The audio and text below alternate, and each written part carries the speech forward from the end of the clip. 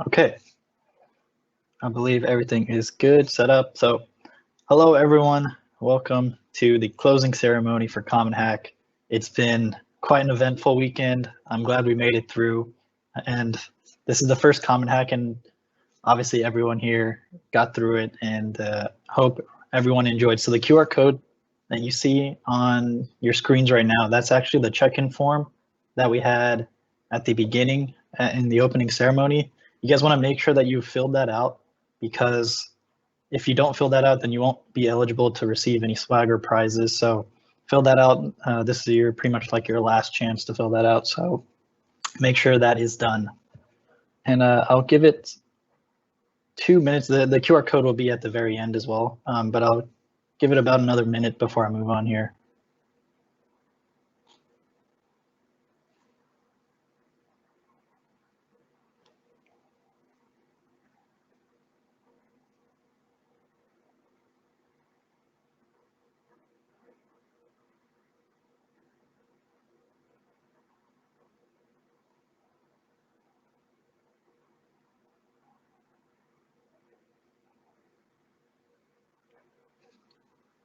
All right, like I said, that QR code, which is the check-in form, will be available at the very end as well. So let's go ahead and get right into it. And first off, I want to say a big thank you to everyone involved who actually made this possible, all the committees, and pretty much anyone who helped us out and made this possible. We worked really hard. Obviously, everyone in the committee knows, and all the mentors, anyone who helped along the journey. Just a big thank you to you guys. You guys definitely deserve a pat on the back, a bit of recognition, because what we did here is no easy task. So definitely be proud that this event has happened and it's happened so smoothly. So big thank you. So what did we see from Comet Hack this weekend? We actually ended up getting 105 registrations before the event even started. We ended up with 24, or actually 25 projects. That's actually not updated, but we ended up with 25 projects from 25 different teams. That is awesome. And 3 countries participated. All the projects, we actually saw a mix of hardware and software projects, which is really awesome. I think we set out our goal that we wanted to become a hardware focused hackathon, but of course, because of the virtual environment, we took both types of projects and we saw success with both. So I think we ended up seeing some really cool projects, and I'm really glad that you guys made this happen. So quick pat on the back for all the participants. If you submitted a project, you know, that's pretty awesome. I know we had a couple first timers as well, so definitely be proud of that. Okay, so I'm going to move on to something a bit fun. We had a bunch of mini events, as you guys know, and here are a couple of the winners. One of the bigger mini events that we had was bingo, a bingo card. I'm sure a lot of you have seen it in the Discord, and we're actually playing. Obviously, that you can see here. These are a couple of the names who actually completed the bingo cards. And a big prop to the people who actually got the blackout bingo as well. That means you've completed everything on the bingo card, which is awesome. And then we also had a League of Legends event and then a Pokemon event. So shout out to those guys that you see there. You guys did awesome. Thank you for participating. And I hope we can do some bigger, better, funner events in the future. So quick reminder for the reimbursements. I know this is a big kind of talking point for our hackathon, something that we marketed a lot. So I just want to reiterate that we are offering reimbursements. The reimbursements will be up to $50 per team.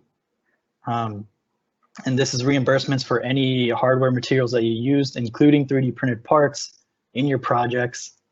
And these forms, so if you want to apply for reimbursements, we'll be sending out forms via email. So make sure you check your emails. And this is the email that was sent to us through your check-in form, as well as your registration form.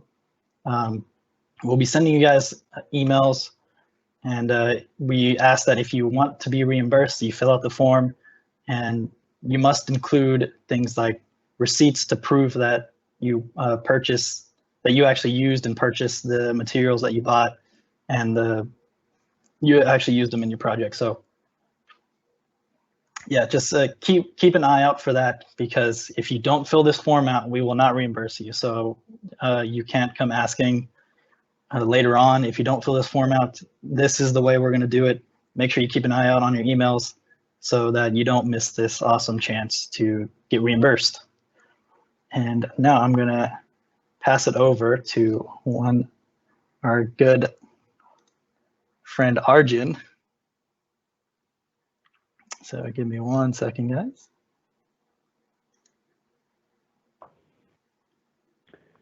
Hello, everyone.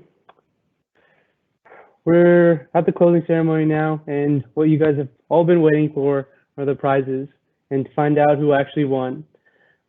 Since we had so many projects submitted, it was really tough to decide who actually won.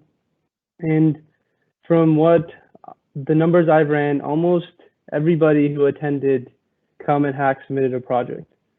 So the competition was fierce. So for the first place prize, we have a toy drone, and for the second place prize, we have headphones for every single person in the team.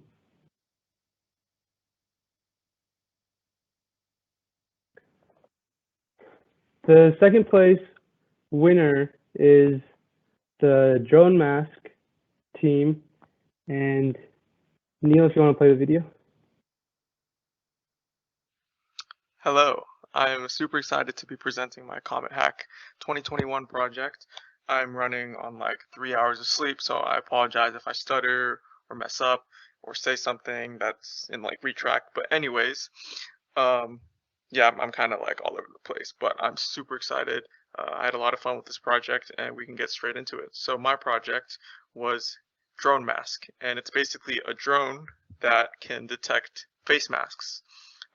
And as you can see, hashtag COVID safe, hashtag stop the spread. And my name is Bishesh Maniner. And yeah, this is actually my first hackathon. So let's get straight into this. So drone mask.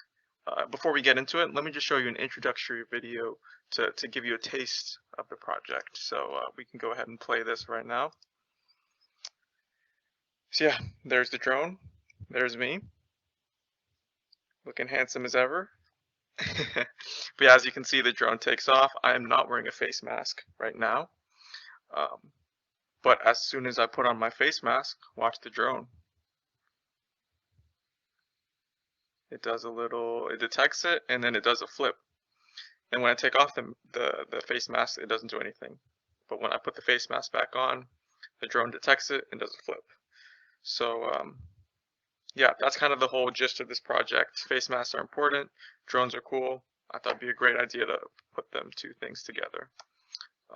So yeah, we can move on to the next slide. So what is it? I kind of just went over it, but basically I decided to program a drone that can detect whether or not someone is wearing a face mask.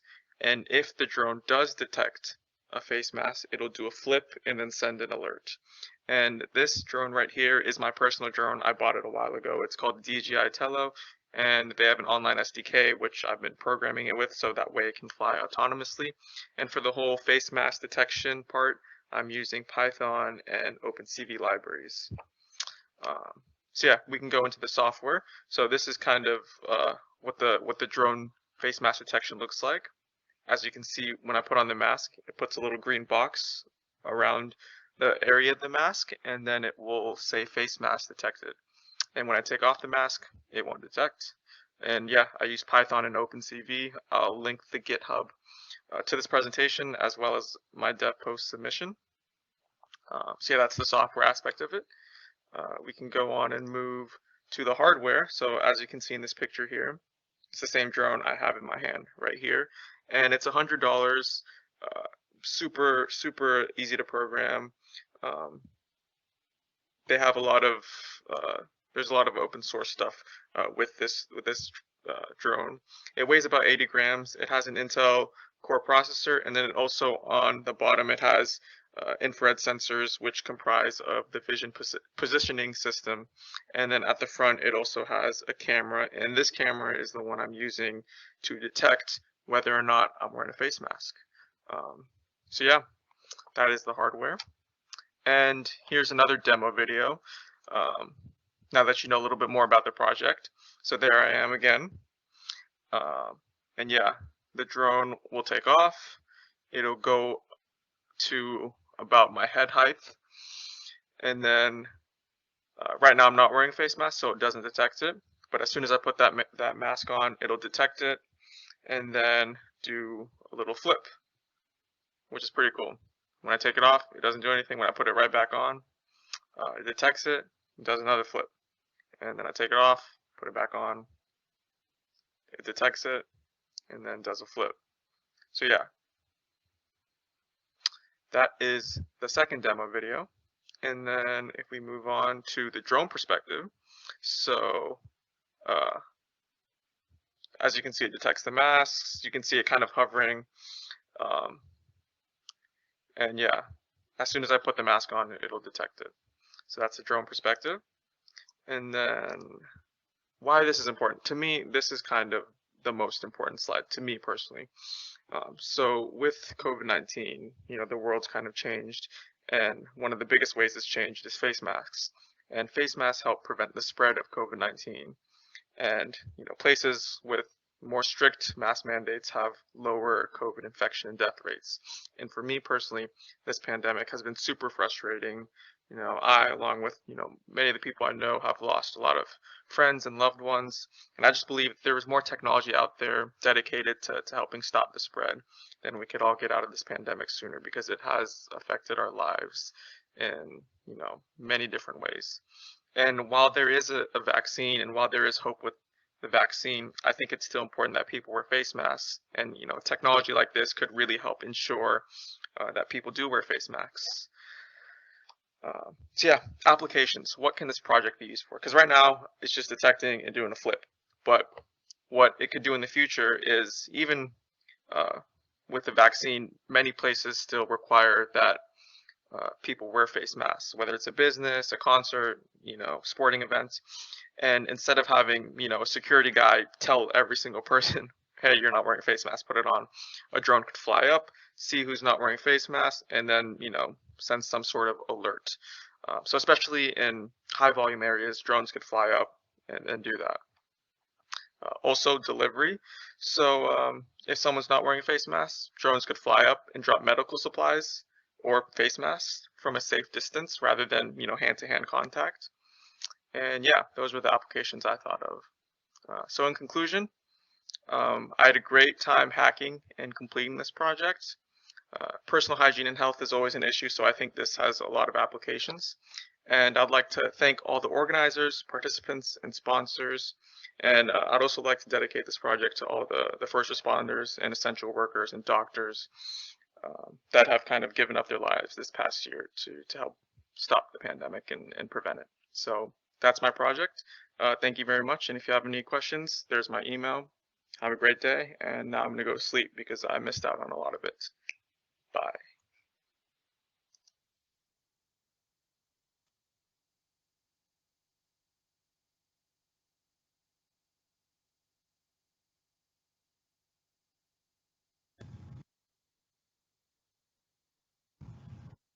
Hey Arjun, you're muted.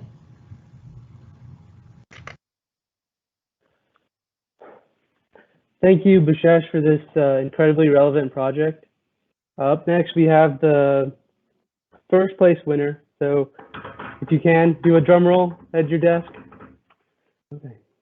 Neil, if you can go to the next slide. Hello.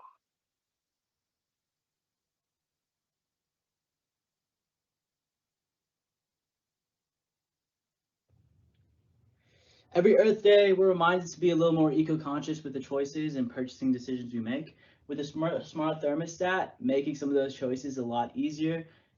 Being more eco-conscious with the way you run your household and manage the temperature becomes a lot easier. And we've incorporated some different elements into it in with the software and hardware side to make that a reality. From here, I'm going to turn on the thermostat with my laptop. You can hear the fans. And as you can see, the red LED light is on, indicating we are in heated mode, as well as with fan. Here we have the little control system. It's getting all of my temperature values for the thermometer, as well as some predicted temperatures for a mathematical model, which I'll discuss in a little bit. Okay, this is our control center. We can see the current temperature, the outside temperature, and the current heating modes for the device. We can raise the temperature. We can also lower it, which will change the heating modes. Below a threshold, you can just hear the AC compressor turn on. So now that we are actually cooling the apartment as opposed to heating it. Further here, we can see a few plots. These are examples. We have all the data logging things set up. We haven't had enough time to generate real data here, but it's looking at two different things. One is temperature and one is R value.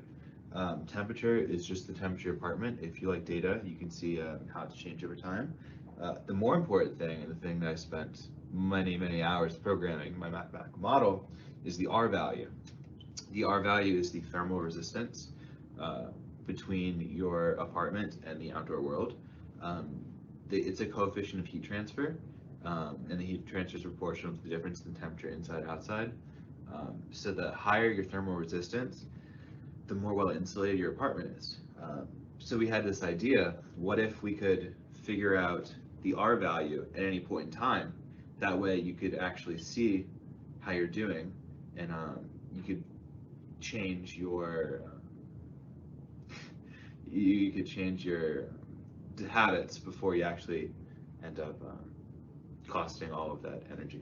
So if you open up a window, your R value is likely going to decrease, and you'd see it on the graph before you had to actually pay it on your energy bill. The inside, outside, and The temperature control system, the HVAC system. Okay, don't worry. I'll just I cut through. I'll cut through. You can just say something like, we built our smart thermostat to do more than just schedule. I don't know. It's not appointments. What do you say? Schedule temperatures. yeah. We've built our smart thermometer thermostat to do more than just schedule temperatures, but to be able to improve whatever crap.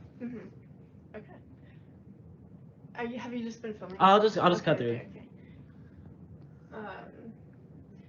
With our mathematical modeling, we've managed to make EcoSat a thermostat that is able to do more than just schedule when you want to change the temperatures, but is instead able to actually mathematically configure itself to save energy and just be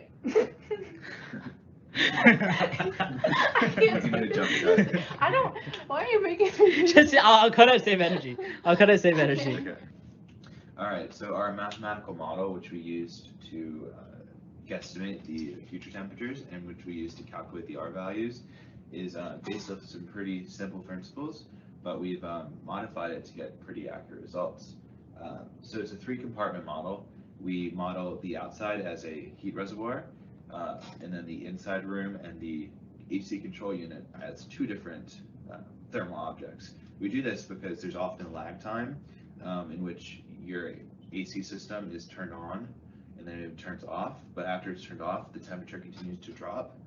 This is like it's a very common thing called overshoot, and we wanted to minimize it. Therefore, we developed a model which could predict overshoot by decompartmentalizing. Anyways, we modeled the heat flow between all these regions as proportional to the difference in temperatures, and also between R values. Further, we actually have different R values for whether the fan's on between the HVAC system and the apartment, because that actually determines the rate of heat transfer between the 2 bodies. We actually use this system to calculate our R values via the Thank you. Okay. We do it via gradient descent, which basically means we find the slope of our error function and we follow that slope down until we get a valley. And in that valley, I guess you call it machine learning, we find the value for thermal conductivity that would get the same results as the actual physically observed values. So with this, we can actually plot our value over time, and our consumers can actually look at our values, and they can make informed decisions about what to change in their daily habits in order to become a more eco-focused consumer. With a project like this, there are of course many different ways we can improve and continue to develop it. Of course, we can continue to develop the mathematical models and try to improve and the actual temperature modulation of the project. But there were some other great, exciting ways we were trying to develop it as well. One of the ways I especially wanted to develop was integrating Homekit into the thermostat to allow people to have the convenience of being able to get all this kind of information through Apple's Homekit app by default to allow easy use of the thermostat just from a smartphone. And that'll be an area that'll be, I think, really great for the project to continue to develop.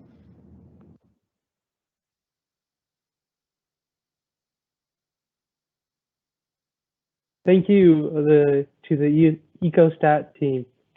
You guys came up with a really unique way of using both hardware and software to represent Comet Hack's goal in encouraging hardware projects in the virtual environment. And thank you again. Congratulations to you guys.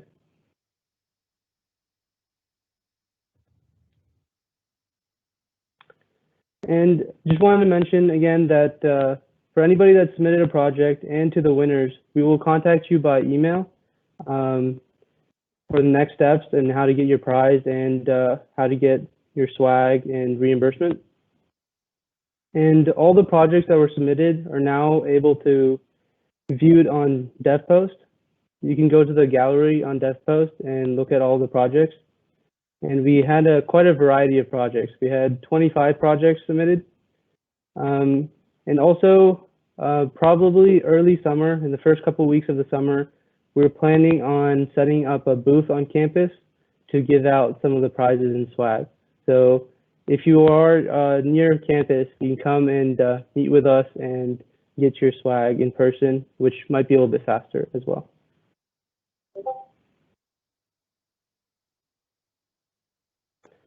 And thank you to our sponsors that made all of this possible, Everest Technologies, EcoAR, and Repolit.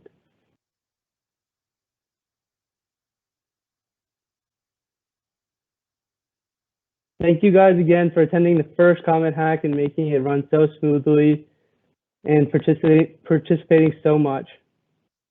Thank you, and I'll see you guys next year. Yeah, and then quick note again that QR code is the check-in form from the opening ceremony. If you don't fill that out, you won't be eligible to receive any of the awesome prizes or swag that we may have for any of the events that we had during Comet Hack. So make sure you fill that out. This is pretty much your last chance to do it. So, and thank you once again. You guys are awesome. So.